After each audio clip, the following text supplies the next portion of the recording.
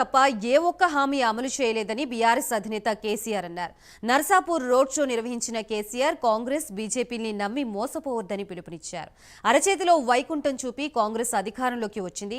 బీజేపీతో రాష్ట్రానికి ఏం ప్రయోజనం లేదని కేసీఆర్ అన్నారు.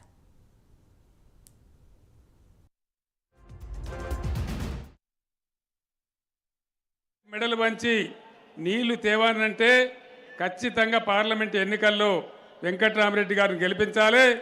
ఆయనతో పాటు మనందరం కూడా యుద్ధం చేయడానికి సిద్ధంగా ఉండాలి. కాంగ్రెస్ మెడలు వంచైనా సరే ఈ కాలువ పని పూర్తి చేసుకోవాలి. మన పొలాలు గోదావరి నదీ జలాలతోని నర్సాపూర్ పొలాలన్నీ పారాలే. అదే కేసీఆర్ కళ అని చెప్పి నేను మాట్లాడుతూ ఉన్నా. ఇక ఇంకో పార్టీ నరేంద్ర మోడీ. ఏమన్నా పైసా లాభమైందా నరేంద్ర మోడీతోని? 150 స్లోగన్లు చెప్పిన 150. సబ్కా సాత్ సబ్కా వికాస్ ఏమన్నా అయిందా? ఏం కాలే కానీ సత్యనాశ అయింది. రూపాయి విలువ 84 రూపాయలకు పడిపోయింది. డాలర్తో పోల్చుకుంటే ఎప్పుడు ఏ ప్రధానమంత్రి కాలంలో దిగజారన్నంత దిగజారిపోయింది.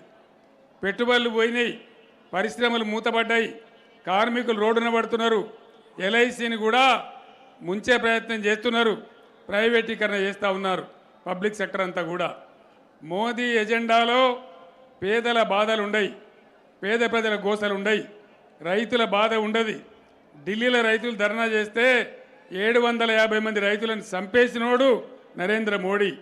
మళ్ళీ వాళ్ళకు ఉత్తరప్రదేశ్ ఎలక్షన్ వస్తే సారీ చెప్పి మాఫీ చెప్పి వేడుకున్నోడు నరేంద్ర మోడీ.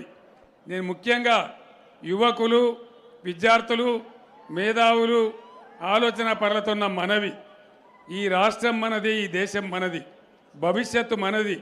దయచేసి ఆలోచించి ఓటు వేయండి. కానీ ఒక ఒరవడిలో పిచ్చి పిచ్చిగా కొట్టుకొని పోవడం కాదు. మనకు న్యాయం జరగాలి. నర్సాపూర్లో లంబాడా సోదరులు ఎక్కున్నారు. ఈ కాంగ్రెస్ మెడలు వంచి నీళ్లు తేవానంటే ఖచ్చితంగా పార్లమెంట్ ఎన్నికల్లో వెంకట్రామరెడ్డి గారిని గెలిపించాలి. ఆయనతో పాటు మనందరం కూడా యుద్ధం చేయడానికి సిద్ధంగా ఉండాలి.